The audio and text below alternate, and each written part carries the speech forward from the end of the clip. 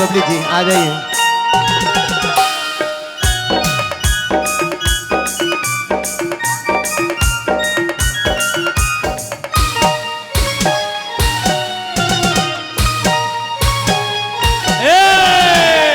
सुनिए सुनिए सुनिए, तनी इन लोगों का भी देखिए, इधर आइए।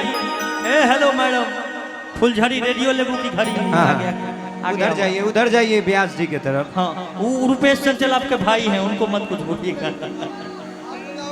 देखिए ये दोनों आदमी भी डांस करती हैं। भैया को जेनरे पगली दिलो टूट जाई रे। भैया ना कुछ बोल, भैया मत बोलिए। डांस करना है ना, सब लोगों को नचाना है ना, जोर से बोलिए। इसमें हाँ बस सब लोगों को नचाना है। इनके साथ डांस करने के लिए कौन कौन लोग हैं तो हाथ बेस और उठाइए। डीले दे दीजिएगा। जियो शेर। Base delay. अरे चल गे गंगिया डुबकी लगाई बहु गंगा के पानी में।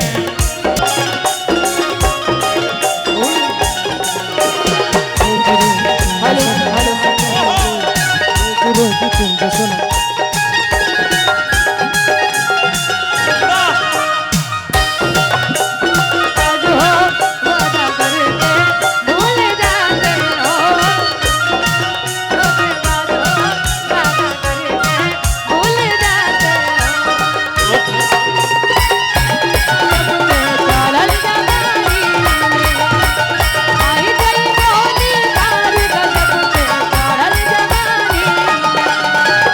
चल के रानी नहाइबा डेटोल साबुन लगाई के, मैल मैल के अंगवा नहाइबा तो नीमा रोज लगाई के।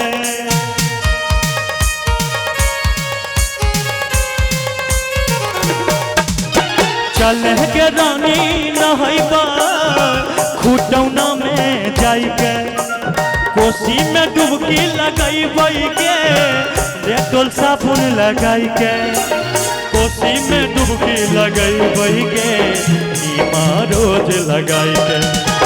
खुशबू से महकब तौरानी अंग अंग पानी में, खुशबू से महकब तौरानी अंग अंग पानी में। आई जई तो निखार गजब के चढ़ल जवानी में। आई जाई तो निखार गजब के चढ़ल जवानी में। चल गे गंगिया डुबकी लगई भाई गंगा के पानी में। चल गे गंगिया डुबकी लगई भाई गंगा के पानी में। आई जई तो निखार गजब के चढ़ल जवानी में। आई जई तो निखार गजब के चढ़ल जवानी में। हेगे हेगे आई जई तो निखार गजब के चढ़ल जवानी में। हेगे हेगे आई जई तो निखार गजब के चढ़ल जवानी में। आई जई तो निखार गजब के चढ़ल जवानी में। आई जई तो निखार गजब के चढ़ल जवानी में।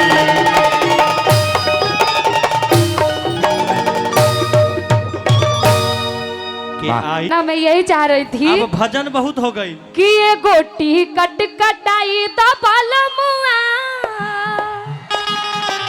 नवरात्र होता और अभी से तैयारी कर दी हमरा के मेला घूमे जाए खातिर। एक को जगह बचे के ना चाहिए, हर जगह मेला घूमे जाए। सुनी ए गोटी कट कटाई दी पालमुआ जाई हमें काम न करे। ए गोटी कट कटाई दी पालमुआ जाई हमें काम न करे। धाम नगरी राजा धाम नगरी, धाम नगरी हो रानी धाम नगरी। ओए गोटी कट कटाई तो पालमुआ ए गोटी कट कटाई तो पालमुआ जाई हमें काम न करे।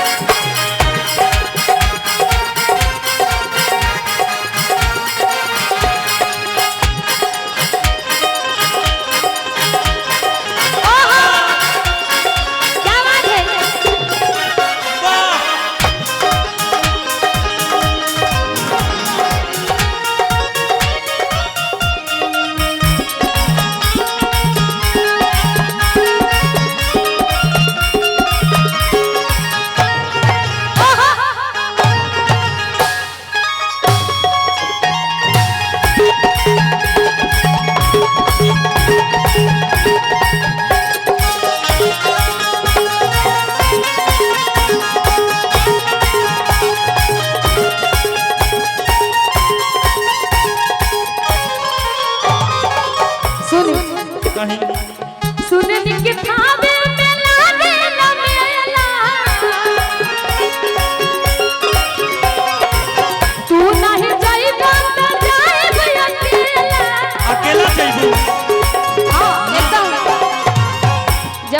मेला घुमावे के ना ले जाम तो हम अकेले चल जाना तो देवर जी के लेके चल जाए। सुनी सुने नी खुट खुट ए रुके भाई, अरे सुने नी खुटाना मेला गेला मेला, तू नहीं जाइबा तो जाइब अकेला। देखिए जितने समिति के लोग एक बार थोड़ा सा डांस भी आप लोग का होना चाहिए। हेलो आओ भैया के फरमाइश कौन, हमरा उन्हें से फरमाइश आवत ई वाला गाना, ई कौन गाना बा? ये कौन सा गाना? ई नाक बंद करके माने गंगा जी नहिले बनी कुंवारे में, वो वाला गाना देखा। अरे अच्छा ठीक, वो हो जाई धीरे धीरे धीरे धीरे। पहले को गाना हमार वायरल भइल रहे भोजपुरी छोड़ के मैथिली में, दूसरी कर दीजिए।